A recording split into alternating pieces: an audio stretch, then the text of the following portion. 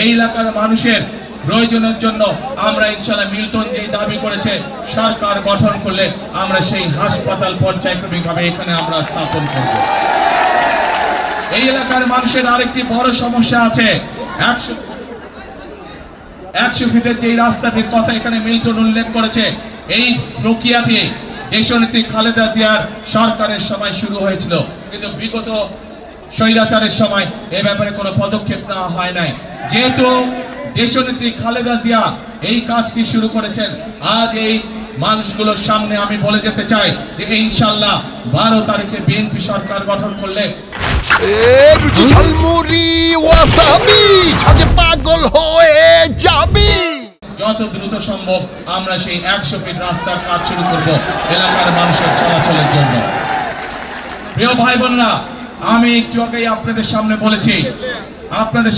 বলেছি সংক্ষেপে আমি কিভাবে বিএনপি আগামীতে সরকার গঠন করলে দেশ এবং দেশের মানুষের ভাগ্যের পরিবর্তনের কাজ করবে তার কথা আপনাদের সামনে তুলে ধরেছি। প্রিয় ভাই বোনেরা, আমরা দেশের নারীদের জন্য পরিকল্পনা গ্রহণ করেছি কিভাবে দেশের নারীদেরকে আরো ক্ষমতায়ন করা যায়। আমরা দেশের কৃষকদেরকে কিভাবে অর্থনৈতিক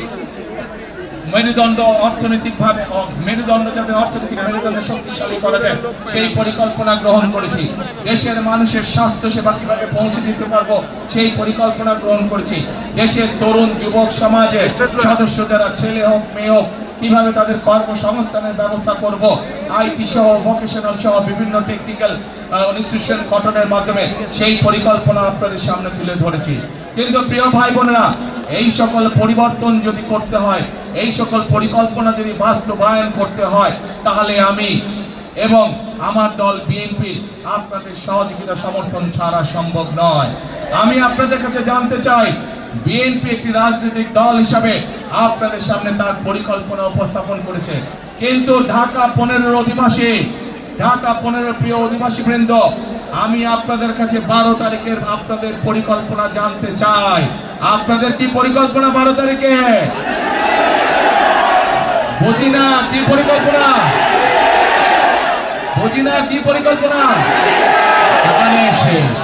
ইনশাআল্লাহ প্রিয় ভাই বোনেরা, আজকে আমি আমার দলের পক্ষ থেকে এতটুকু কথা আপনাদেরকে বলতে পারে যে ইনশাআল্লাহ 12 তারিখে আপনারা আপনাদের পরিকল্পনা সফল হলে বিএনপি পর্যায়ক্রমিকভাবে যে সকল পরিকল্পনা দেশের মানুষের জন্য গ্রহণ করেছে এবং এই এলাকার মানুষের জন্য যে সকল প্রতিশ্রুতি আমরা আপনাদের সামনে তুলে ধরেছি, পর্যায়ক্রমিকভাবে আল্লাহর রহমতে ইনশাআল্লাহ আমরা সেগুলো বাস্তবায়ন করব।